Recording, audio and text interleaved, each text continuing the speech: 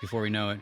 10 months. What's his name again? Vincent the Third. So that's right. It's the same. It's the same name. That's a legacy. Once you do that, you go to the third.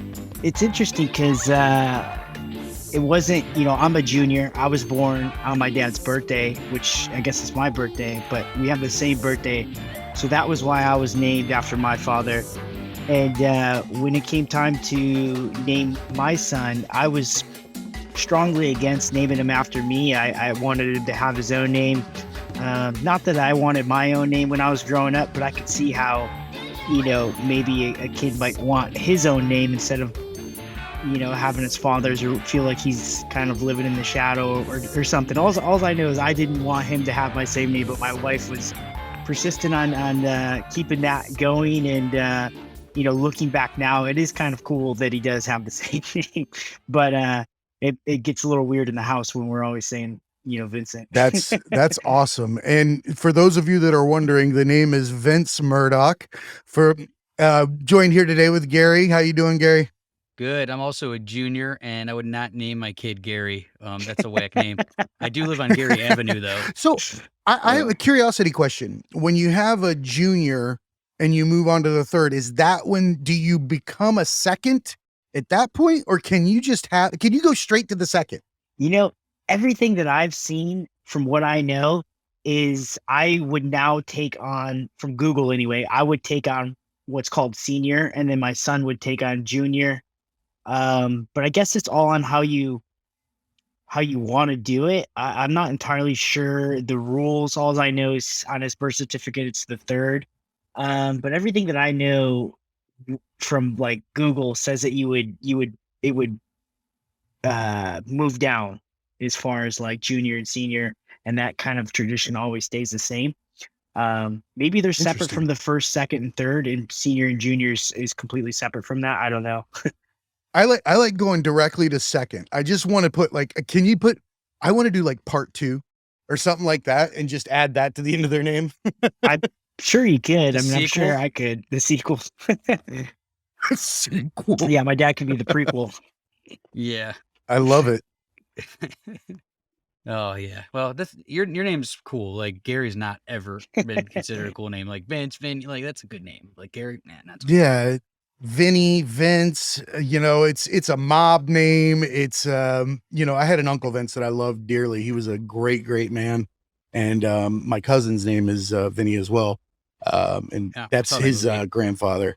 So it's a pretty solid name. It's a manly name. And you've got an A-team last name, which is kind of badass too. So it's a good combo. Yeah, interesting. I had a speech development problem growing up, and I took speech classes for a very long time, but I had a hard time saying my own name, not because I didn't know it, but I had a problem pronouncing like the C's and stuff. They sounded like S's. And so when people would ask me my name, I would actually like look at the ground and just fast talk it and try to, hope that they caught it, because I had a hard time with my T's. So if people would ask, I just always look at the ground and say Vincent really fast, but it'd sound like I would say it with like kind of like a lisp, and it's interesting. So that's why I actually changed my name to Vince for a long time. And then when I got older, I didn't want to have the same name as my dad, so I switched it to Vinny. And then when I went back onto the show for the Ultimate Fighter, uh, I haven't went by Vincent since I was a little kid. Like my mom called me it, and It's like you're in trouble when that name pops well, out. when we get to the interviews for the show, they're like, "What do you want us to call you?" And I was like, "Vincent." And it was so weird because I haven't went by that name in forever, but it just felt right to uh I don't know, just it felt unique to do that. And I had You kind everybody of on have the a show call ladder. me that. I called everybody on the show call me Vincent. It was weird. It was cool. More That's proper. super cool though. When you have a ladder like that, because you were able to go through the various versions of your name, and it shows maturity at the same time. You go like Vinny and Vince, and then when you get to Vincent, you expect that to be the wise of the Vinces in the family. You know what? It's funny you say that because that's exactly kind of how it was. Vince was more of like like a younger Vinny was like I felt like a party like when I was partying a lot. I developed that name when I was careless and I didn't care what people called me. And then Vincent, it's like it's kind of like I wanted some more respect with my name because I felt like I deserved it or whatever. And then that's my actual name. Like Vinny's kind of kind of it can be kind of childish or silly, you know what I mean? Like Vinny, but Vincent, that's my name. So I don't know. That means you're here to do business. When the Yeah. name Vincent comes up, Yeah. you don't think you're going into the room with somebody other than someone with like a mean handshake. That's what I expect when I hear the name Vincent. I think right cross and mean handshake. Yeah, Maybe Vinny's the like, right cross makes sense, but I don't have a very good handshake. In fact, my hands are tiny. So How's that work out in MMA? I mean, that's an honest to God question because there's a lot of manipulation with the hands and when you're down there on the ground. yeah, How do you do that? my jiu-jitsu is not my strong suit, especially when it comes to the gloves. I think I wore extra smalls on the show. They weren't very up, they were pretty upset having to dig through trying to find a pair of gloves that were small enough to fit my hands. same problem. Yeah. Man, that's no, that's I couldn't think, imagine. Like fighters have good handshakes, but they usually don't because their hands are all fucked up. Like they Yeah, try, most- like they're like give you like this weird claw thing where you're like it's So their hands develop like kind of like cauliflower ear almost. They have all these different manipulated joints and things like that the grip is just not the same. The majority of fighters that I've known and met, including myself from Uriah, Cody Garbrandt and stuff like that, all have, broken their hands and had problems. Josh Emmett, Uriah in the Brown fight. Now that I think about it, I don't know many fighters that do a big squeeze. I think it's kind of like past that point. Once you enter this life, it's like, it's more of like a knuckle bump that we would do now. I can't remember the last time I. Oh, a strong handshake is only needed by people that are weak, I think. You don't need a strong handshake when you're giving everybody elbows to the face. That's true. No one knows how to shake hands at all anymore. Like it's mad awkward. Even with now COVID, it's even worse. You used to like going for the grown man shit, and then they give you one of these, or then you do one of these, and they like grab. Some people like grab it. Like, what are you doing? Yeah. I feel like people are trying to discover your political affiliation in a handshake match now. You're like, there's a whole situation going on. So many things. You don't know who someone is. There's so many social, cues that are tied to how you interact with people now. The worst is when you go in and they like don't catch your hand, they like catch your fingers, and it's super awkward. It makes you feel like you just feel like a wuss. Like you're holding the fish, you don't get the squeeze. Yeah. You're like, that's. Or do you like go to like bro hug and like they give you like the old man like? Oh, that's the worst. Yeah, that's when you're like accidentally feel racist when you like give like I do this to everybody and then like, they come in with like that was awkward. You did that on purpose, motherfucker. It's because we are awkward. The human interaction experience as a whole is awkward. We're all, I think a lot of it is just so many fucking damn options where it's like, back then it was just a handshake, and now there's just so much shit going on. There's the hug, there's the handshake and the hug, there's a fist bump. There's some people don't, you know what I mean, are good with just a wave now. Like, Yeah, or the awkward, like not even the yeah, elbow now, like the air elbow. Yeah. So Like, there's just too many choices, and nobody knows which side of the line they fall on. It's like greetings Netflix. It's too much. Yeah. It's weird. Too many out there, things man. to choose from. Like, so before we started the show, you were actually talking about you were on your first hiatus. What's that like? Oh, just like disappearing? Yeah. Yeah, everybody needs a break, and I think it's important that we discuss that and why. Yeah, so a little bit about me real quick. Just a series of trials and error trying to get to the UFC. I finally get to the UFC, and I was diagnosed with a brain disease called Moya. And it just, even before that was just always this massive battle to, get to the show, finally get to the show. They pulled me the day before the fight, said, you got a brain disease. You're probably not going to live very long.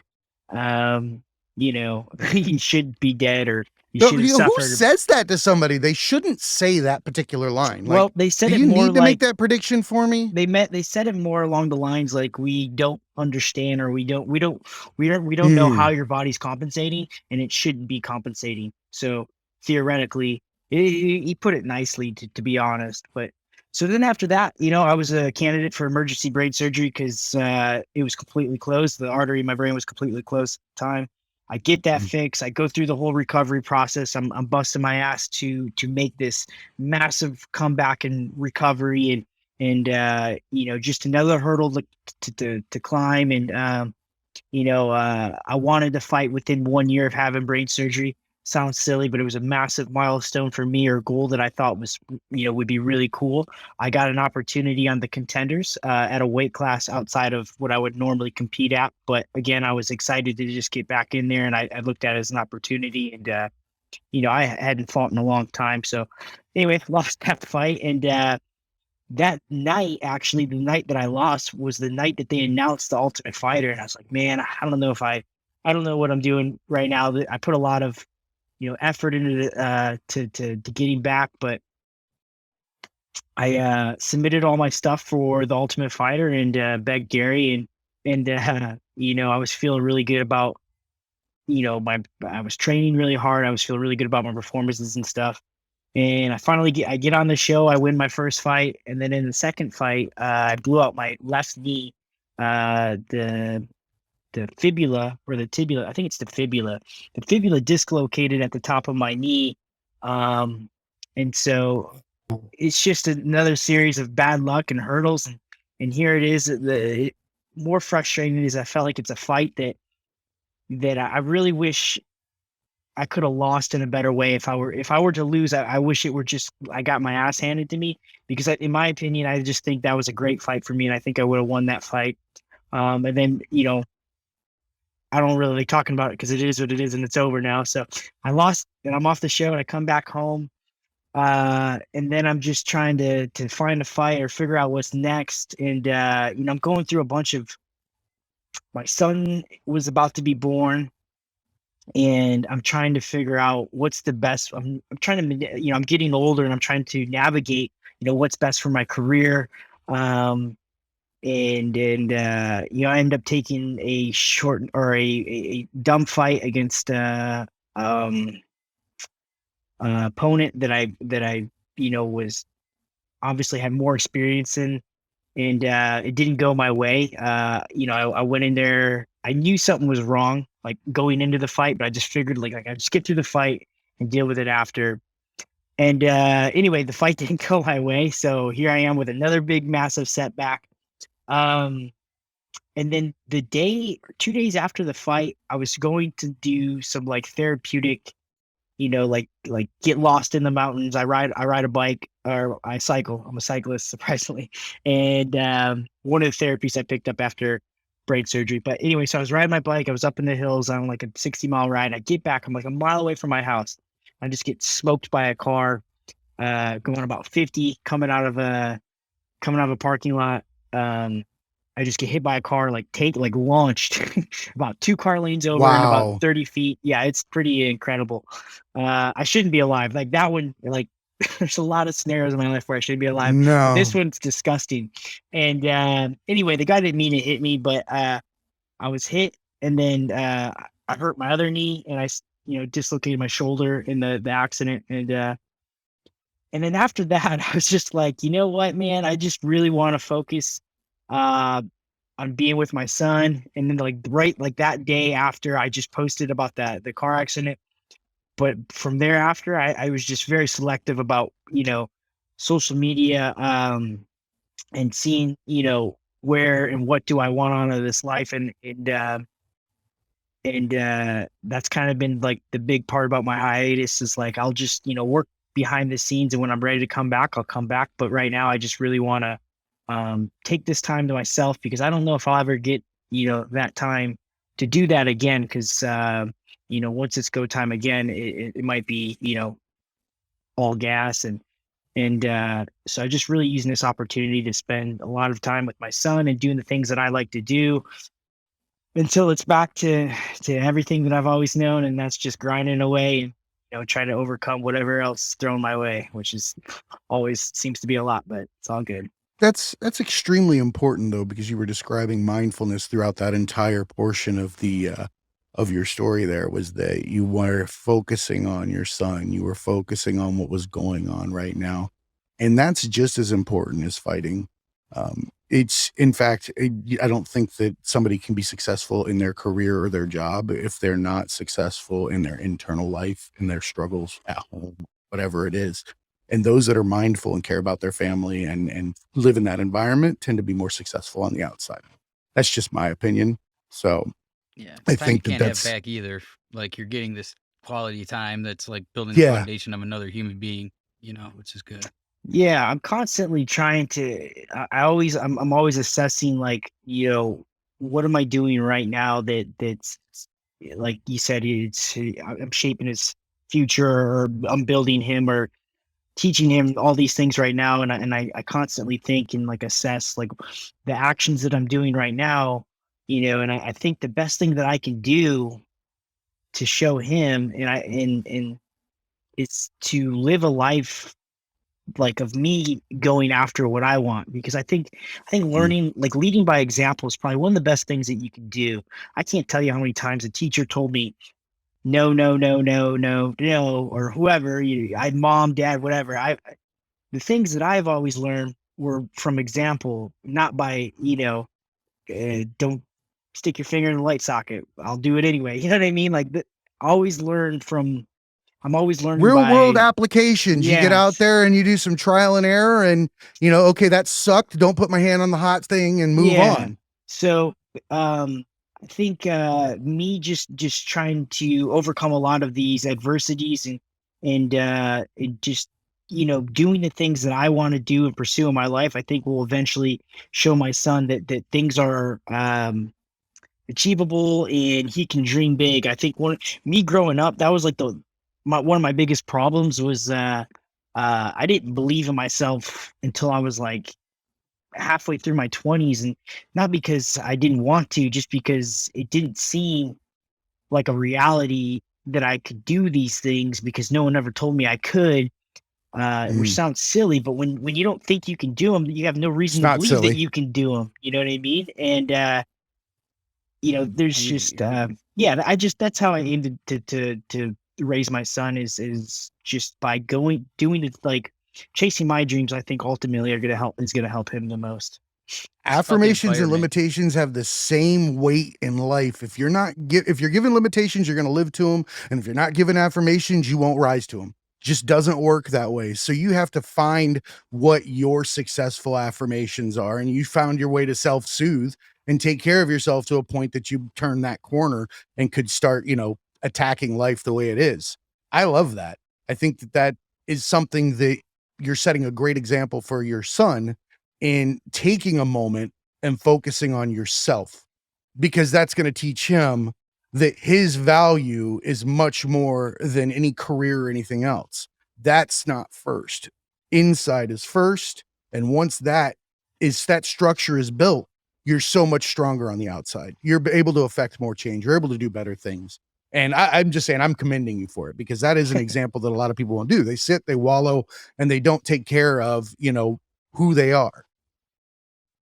Yeah, I just think that with a lot of all the way, every adversity that's handed towards me as of late, um, he's gonna see the way that I've handled those things, and like, did I choose to come back and fight, or did I give up and call it quits, or did I, you know what I mean? Like, how did I handle all the? I think that's what's gonna show, and what I mean, kind of shape.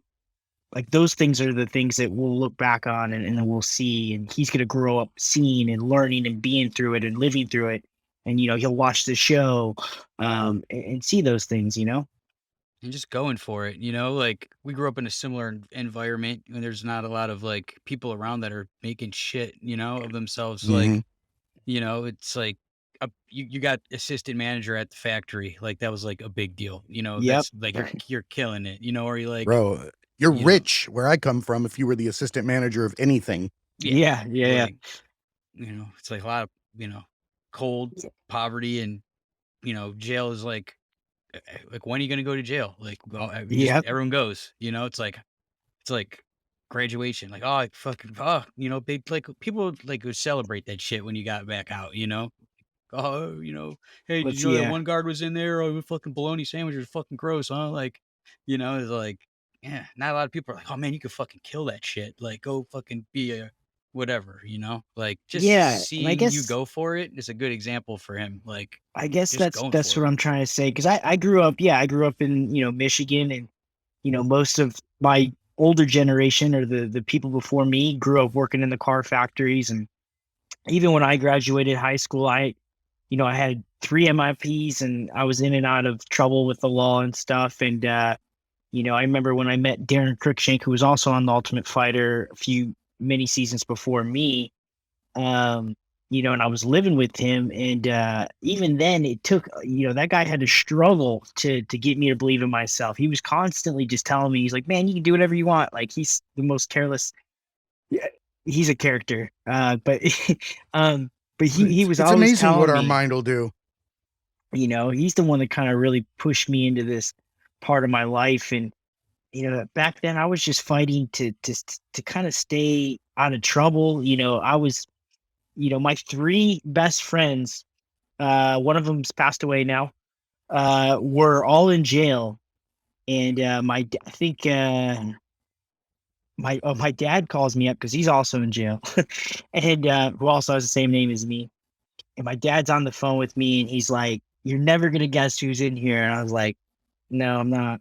So anyway, my buddy takes the phone. No, I'm not. And he's I'm like, not playing this game. and anyway, played so this it's my game. buddy. His name's Ruben, and he was like, he's like, "Hey, dude, it's like you're in here, except you're not. Like, we got your dad, but it's like you're here." You know what I mean? And he's like, so it was like all 4 of, like, it was all 3 of my best friends, and my dad is he subbed in for me basically. But that was just the kind of the reality of, like, kind of, I don't want to say that's where I was headed, but that was the crowd that I was, a part of at the time. And You're preaching to the choir. All yeah, of my friends were arrested immediately after I joined the army. They were all like drugs and everything in between, and they've been in and out ever since. Friends, family members, whatever they are, all of them in and out of the system. It takes a lot to break that cycle. yeah. I mean, mine was kind of on accident, but yeah. And if it hadn't been for guys like Cruikshank, who knows where the cycle had been. But I think a lot of what stood out the most was how he lived. Like, again, Darren showed me the most by the way he lives his life, not the things. You know what I mean? Like, he showed me that I could go after things, and if you put in the work, things are, you can accomplish a lot. And even now, like, watching him be a father, he seems like he's so good at it. I aim to be a better father. So guys like that, and Uriah, and like people that I really look up to, um, it's not so much the things they tell me, it's how they live their lives that I think says the most. And I kind of want to be the same way. I think that just says a lot. Yeah, I agree. Like, example's always better, because people are telling you to do something and they're not doing it themselves. It's like hard to really believe that shit. It's like you It's got just to hard see to it work grasp. But sometimes. yeah, exactly. It's like when you see something, you can see something, but sometimes Yeah, when what is people, it? Those that can't do teach or tell you what to do, and they, when they can't do the actual action themselves.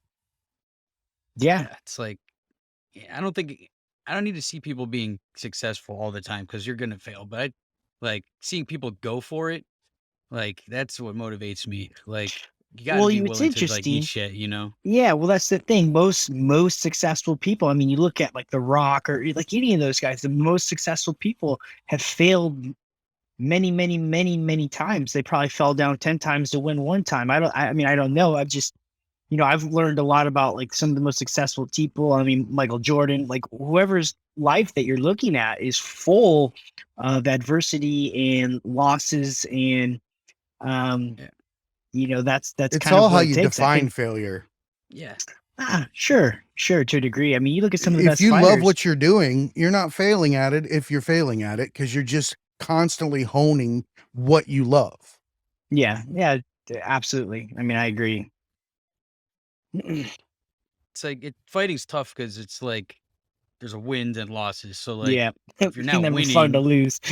you know, Yeah, Not at all. but if you're yeah, living the life that you want to live, like at the end of this, if it was like, you never became a world champion, if you could go all the way back and just never fight and just went and had a regular ass job the whole time, like you probably still would take the fighting route, even though yeah, you didn't make it to like what your ultimate goals. You lived the life that you wanted to live and you fought and got to see the world and you got to like do fun shit. And like if it doesn't go all the way to the top, it's to me personally, like if I don't ever like direct $100 million movie, if I don't ever win an Emmy, like I'll take that over what I'm doing now over like just a regular old like safe nerf ass life that's like yeah. now taking Working the risk. T-Mobile Nerf sales ass manager. life.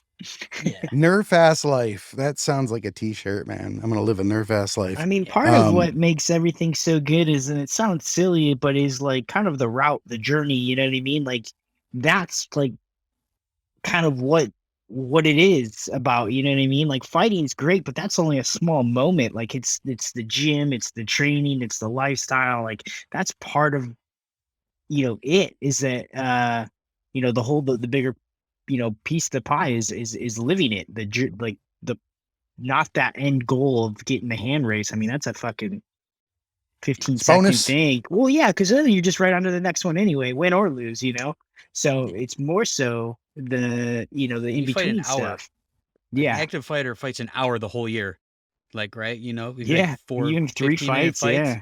Yeah. You gotta Like, love the process. yeah. Yeah. The actual fight is very, very small. Like you have to like all that other shit, or at least like, I think one of the Diaz brothers says you gotta love it so much you hate it, or hate it so much you love it. Like it's like embrace the grind type of shit. It's just gotta like you gotta have it or you don't, because it's Yeah. so Can't much imagine not effort to being get there. passionate about something that I get belted in the face over.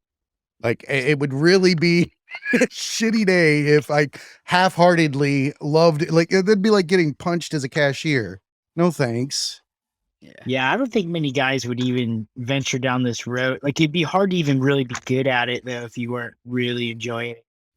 Because then you're just not putting the same kind of energy into it, which would not give you the same results. Just my opinion, but No. Yeah, people get like to a certain level if they're like freakishly athletic, or they have like like God given talent or whatever. But if you don't love it and you don't have like the ethic, like that'll only take you so far. It's like I've seen guys that are just freaks of nature, and that got them, to the mid range, but they didn't try, they didn't care, they didn't love it. Then you're not going to go all the way. I think you gotta have, yeah, you gotta have it in this, especially when like one moment it's over. It's like at any moment, like a fight could be over. It's not like if you're good at basketball, you could be good enough to like have a stay in the career. game, come Yeah. back. Yeah. But fighting, Yeah. like No. 1 second changes the whole thing. It's fucking crazy. It's like, it's heartbreaking when you watch somebody lose in that second. And then like the best feeling in the world when you care about somebody, you watch them fucking win in that second. It's like, not to say I feel a certain type of way about any of your opponents, but I know you like, really well. And like watching you get that highlight reel knockout, like so fucking happy. And then watching like the fucking knee pop out, it's like devastating. Like, Yeah.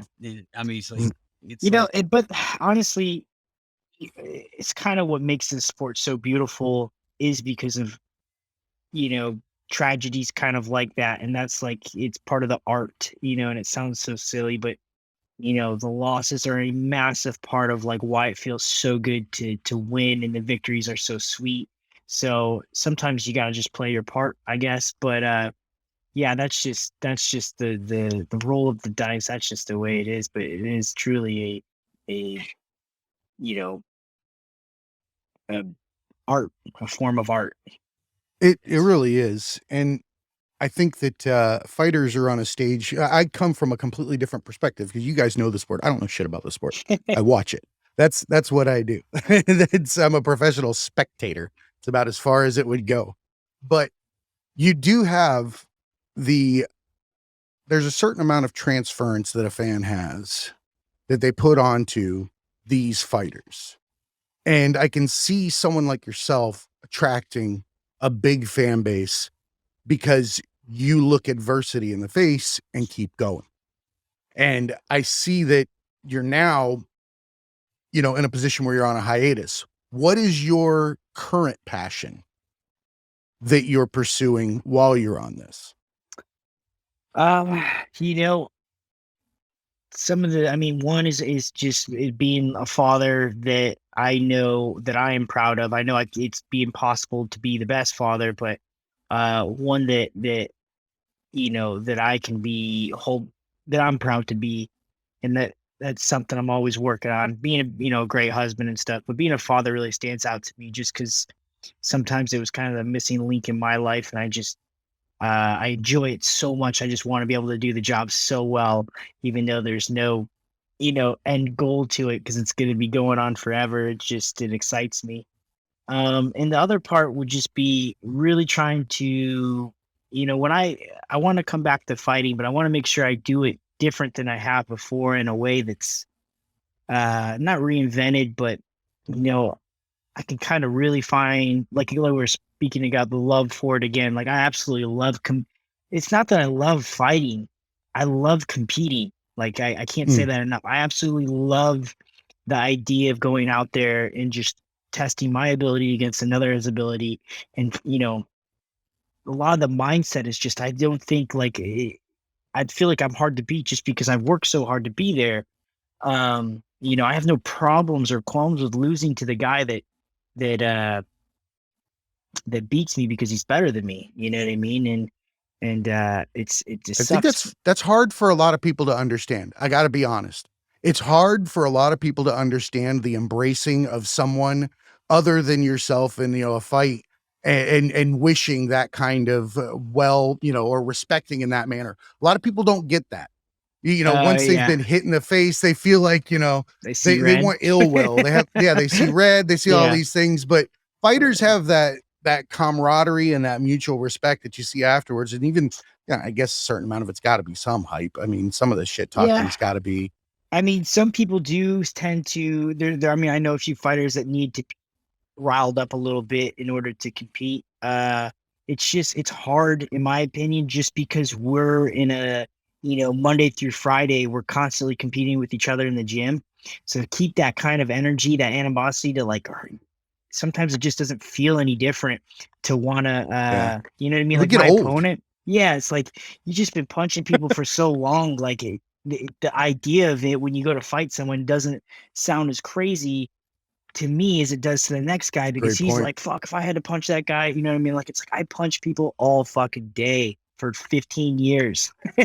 Like, now I just got Like to they're go your do it best in front of a friends. crowd. Yeah. Like, the guy Yeah. could be really cool. Like, I don't fucking know, but I just don't think of it like in that mindset. I mean, have I ever not liked one of my opponents? Sure, but not even enough to like where I have to like be super angry. In fact, before I started fighting, I remember what it was like to fight angry, and it's fucking hard, man. Like your It's adrenaline's way worse. going, your It's fucking heart rate's awful. through the roof.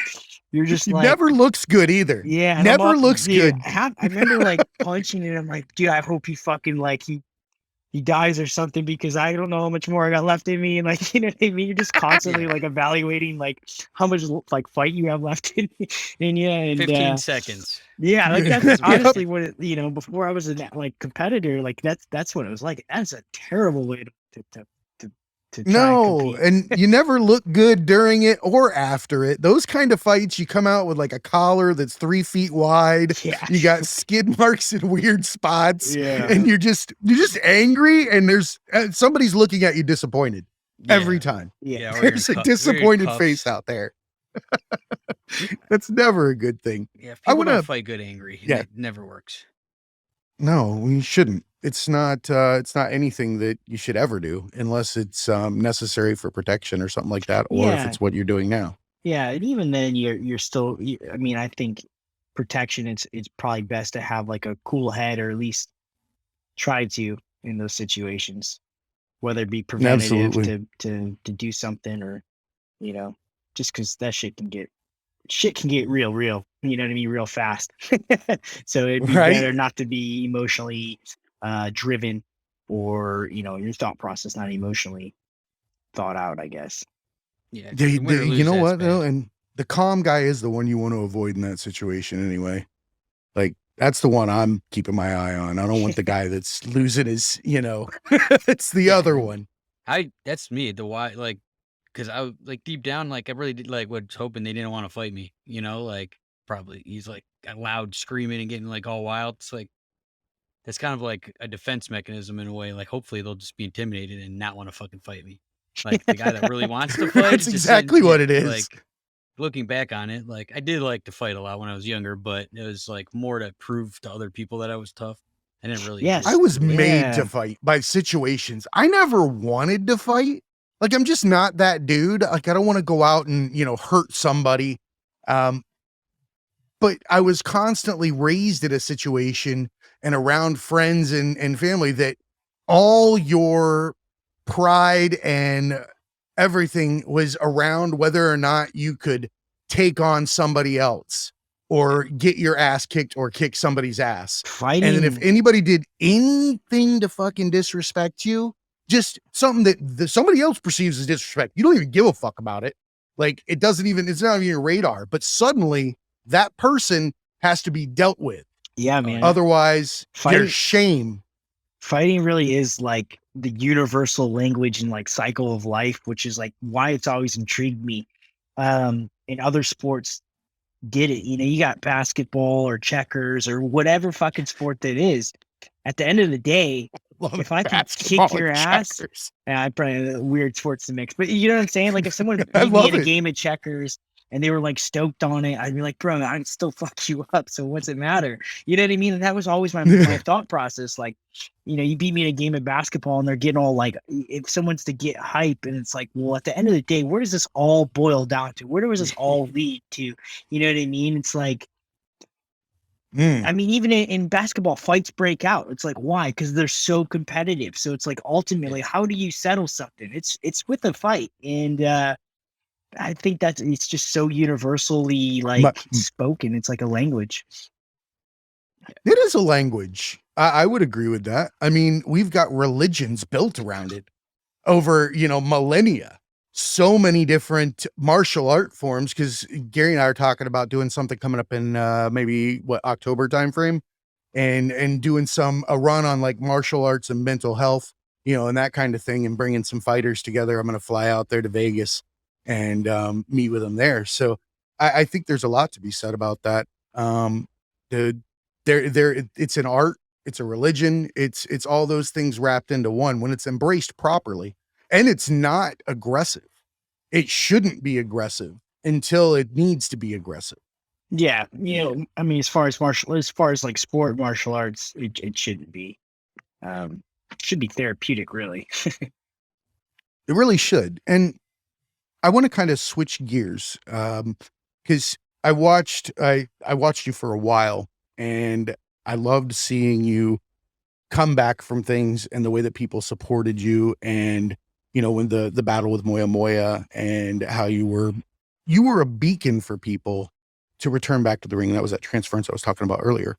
But it looked like you were using a lot of really cool tools, not just the people around you supporting you. And, you said you're an avid cyclist. I used to mountain bike up and down the Kamakura River in Tokyo. Like I would go back and forth in Japan. I love doing that. That's awesome. But I hate bikes. I saw that one of the affiliates that you had and you've supported for a while is medicinal marijuana. And coming from someone that has a brain, I don't know how to describe it, disease, disorder, or whatever it's classified as. Have you found that utilizing medicinal marijuana, it helps with your overall well-being? Is that something that you support?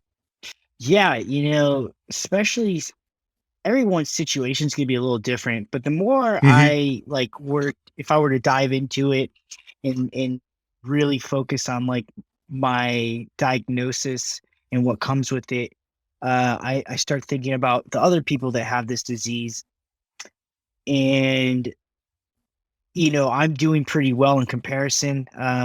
We lose, someone from this disease pretty regularly or more often than I care to admit, and it's always really sad when you see it. I belong to a group and a community that we all keep in touch, and a lot of them that have suffered the stroke, they it's not, a lot of the things that they do are not their fault. It is scary to have a brain Mm. disease. It is scary to navigate life like this. So, marijuana definitely could be uh used for anxiety and amongst those things, pain relief, Mhm. and it's something I would definitely advocate for, especially in my, for my brain disease, and other rare diseases as well. It's just, what's sad to see is that sometimes a lot of these people are so scared of the disease that they run um, I'm not a huge Big fan of the pharma versus yes, yeah. I guess is what I'm trying to say, and they'll take the Yeah, no, pill, I'm with you. and next thing they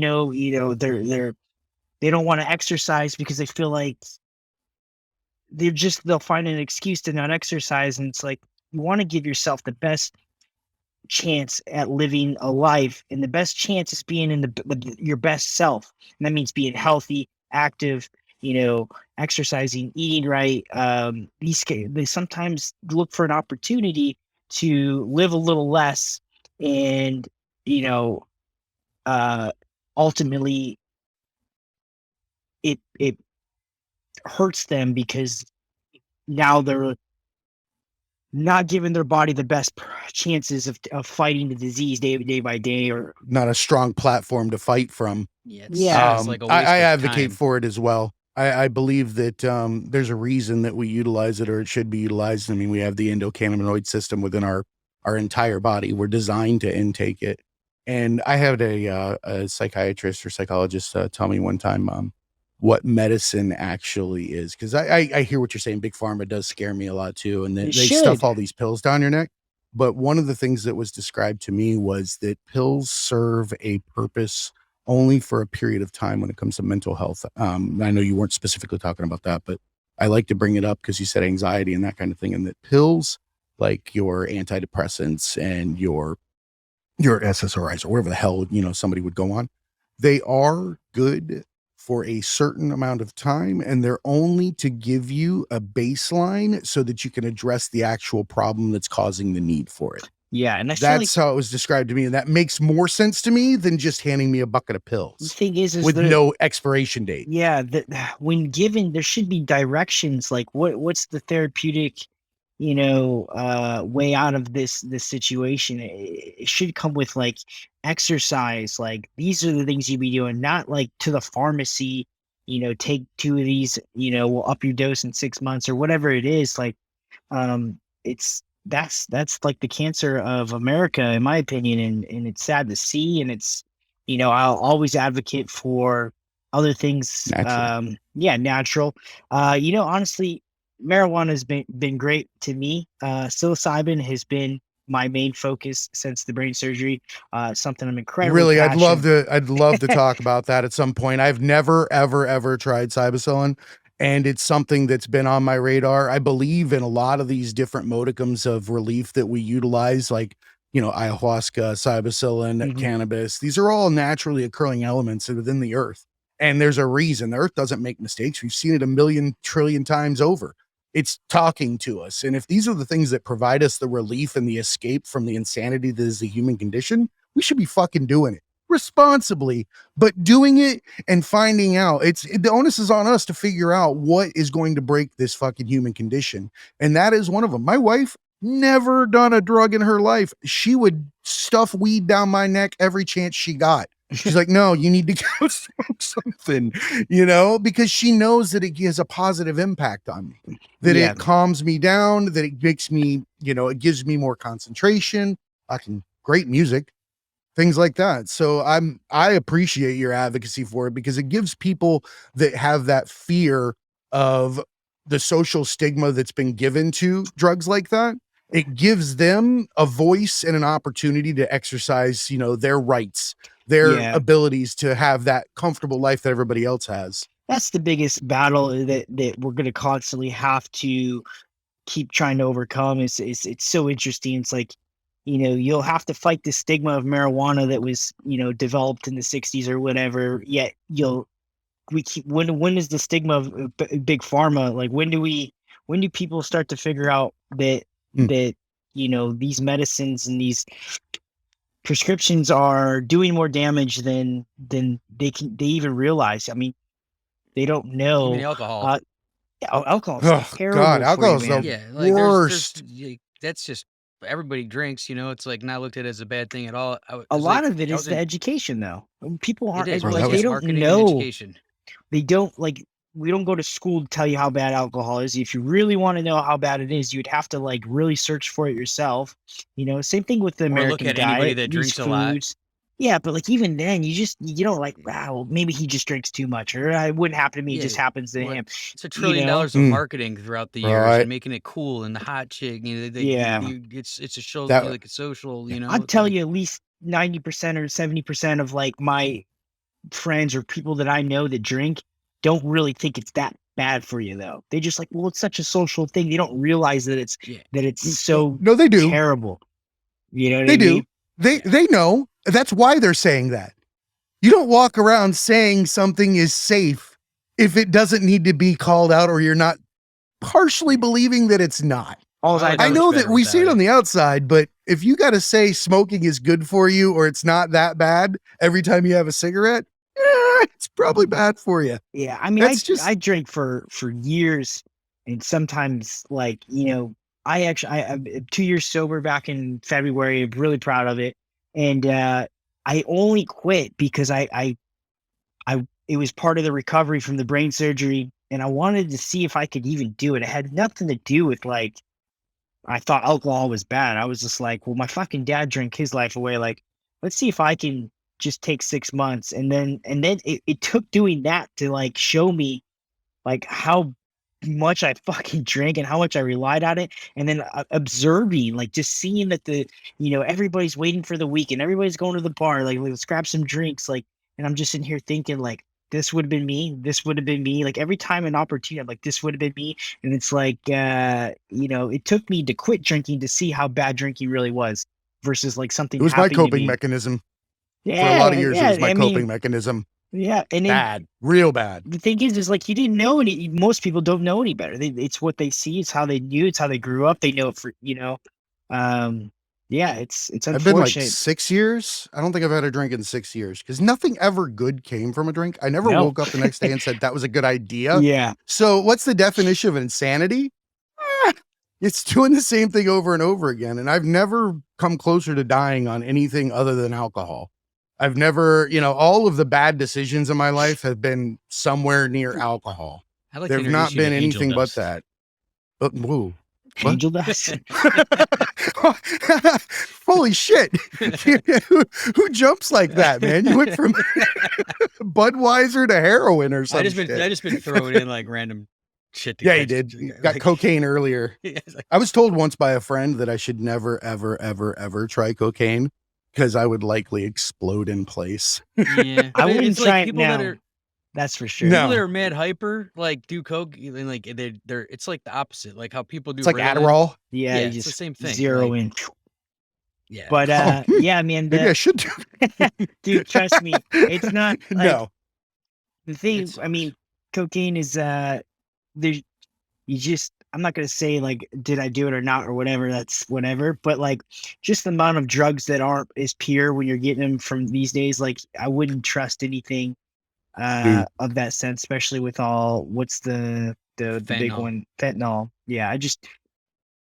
It's scary, man. Like I wouldn't touch a street drug ever. No, hell no. I'll try. No, because everybody thinks they're a amateur chemist now. Google makes everybody think that they're fucking Breaking Bad or some shit. And they're out there didn't they have like a whole bunch of people got hurt really bad when they started cutting cannabis oil with vitamin E or whatever it was, making those off-market vapes. Yeah, those cartridges that were cut with vitamin E. Yeah. Like, no, whoa. Vitamin, sure, it's fine. Yeah, no, not to inhale, Chief. Like, fuck. It requires just a little more work. I think the natural stuff's the way to go. It is with the psilocybin, like that had a totally life-changing moment for me too. Like I was in the worst part of my life, and that it was like overnight completely changed everything. Yeah, I mean, a lot of these things still come with responsibility, and I think that needs to be spoken to, because sometimes a lot of people just bring up the weed or this, but if it's not done responsibly, like just like anything, too much coffee, whatever, like you can abuse something, and it can, you take too much shrooms, you'll end up on the fucking moon, you know what I mean? But if you do it in a responsible way, it can be very therapeutic, and I'm talking like life-changing, you're right. And it's incredible. And I've helped many people with it. And that's probably one of the bigger ones I hope to do, but you can only do it with education. Because if you speak about shrooms, we're going to talk offline.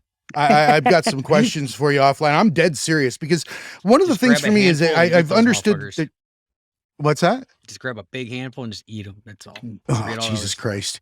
Let me know when you get back to Earth. What fascinates me about them is that they mimic the same awareness that you achieve through long-term meditation. Yeah. I meditate every day. I've been meditating for almost 3 years now. I haven't missed a single day.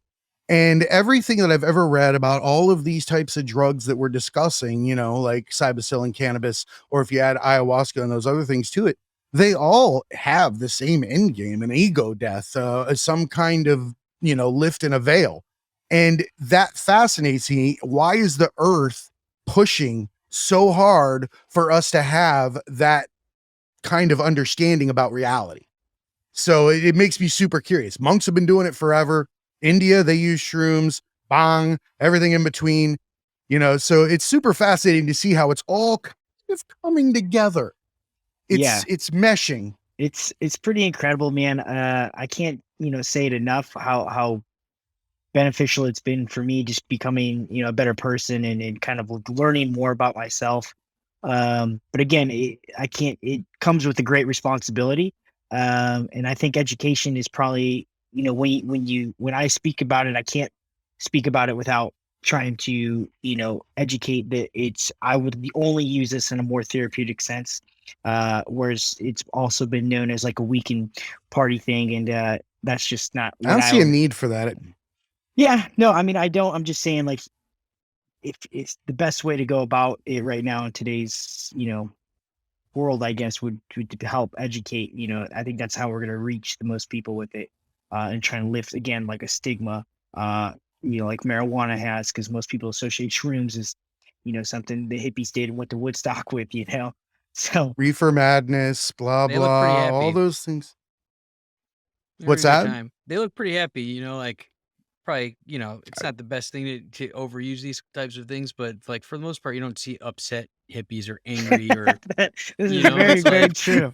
Woodstock was a hoot, if I recall. Wasn't it, Gary? Didn't you tell me a story about Sweden or somewhere like that where they had a bar where one was alcohol, or Amsterdam? Yeah. One bar alcohol, the other weed. You want to tell them about that? Yeah, when I first went there in 2000, there's two brothers. One owned a pub and one owned a weed shop, and they were like on the same block, whatever.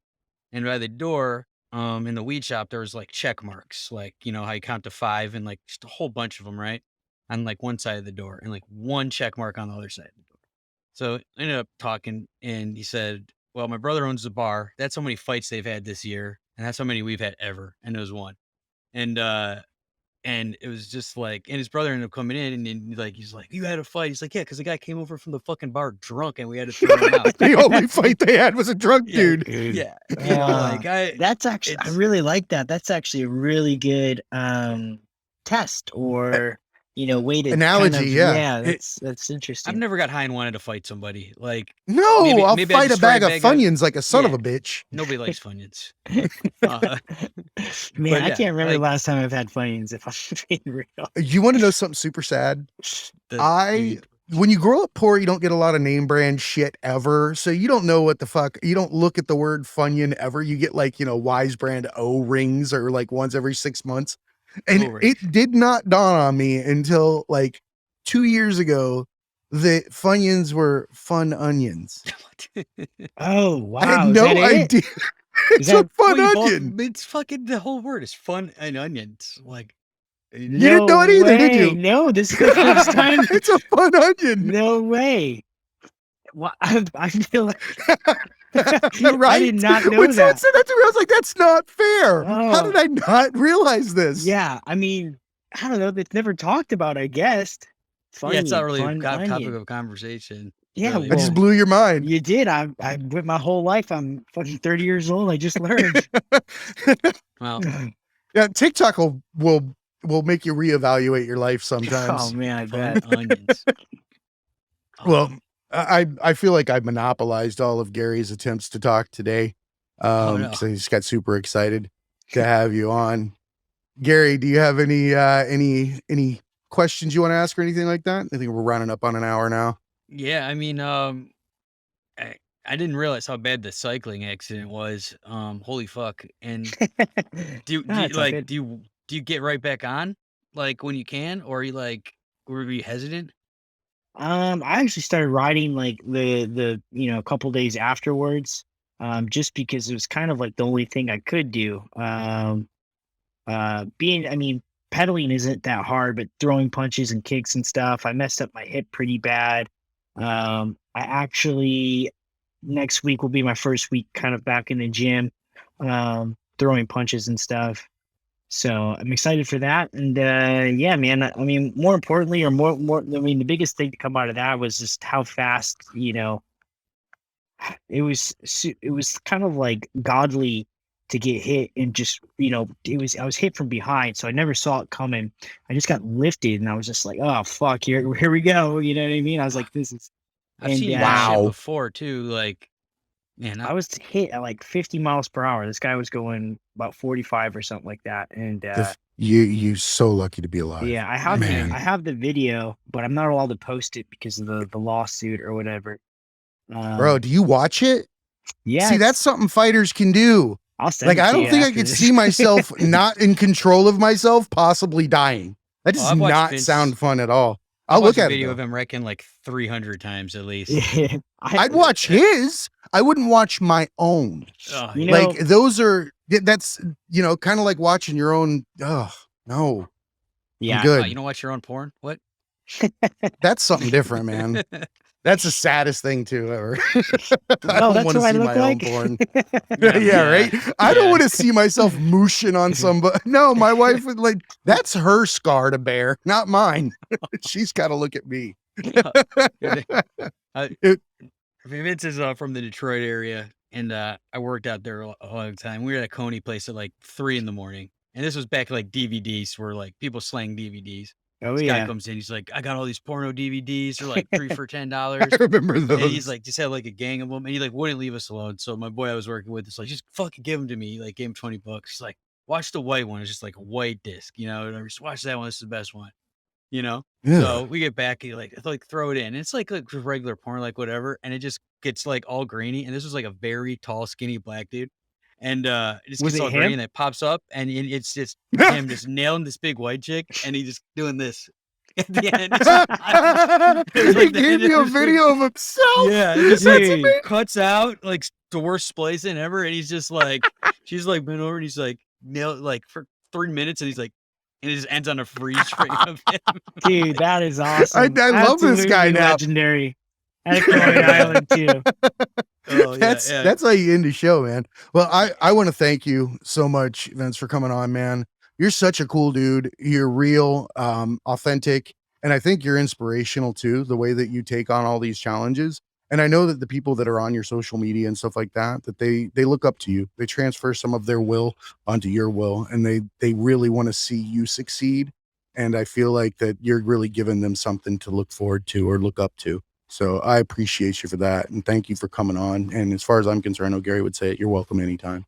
Yeah, anytime you want to come on, you're in. Thank you guys. Thanks, man. Appreciate that. Yeah, I'm a bit older than you, but I still have like got tons of inspiration from you since, you know, first, Well, thank you. like first, you know, and then we could see eye to eye, you know, because we're like 5'4". But, yeah, but yeah, I mean, I've definitely had days where I've thought of like about not doing something, and like we were motivated by the shit that you were doing, and just got my ass up and got it going. It just happened more than once, you know. So,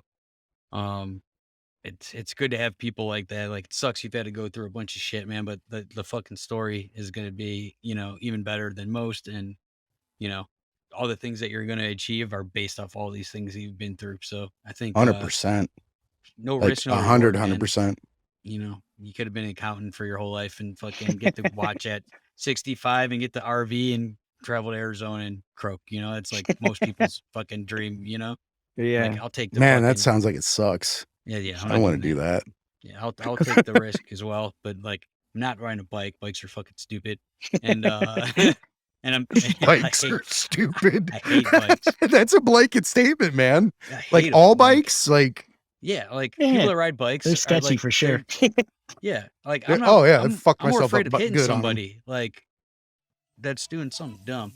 Like, they're all over the place. Like, Yeah, cut no, I you hear off. you. I'm like, Yeah, motherfucker, yeah. I'm in a Cadillac, dog. Yeah. Like, I will run you the fuck over. Like, and then my life's over now because you Dude. like wanted to get all crazy. A lot of times when I'm You know they riding, I always witness, and I'm just like, man, this is why people hate cyclists. Like, yeah, I'm always yelling at the guys that I ride with and stuff. I even That's hate too myself funny. sometimes. Tights.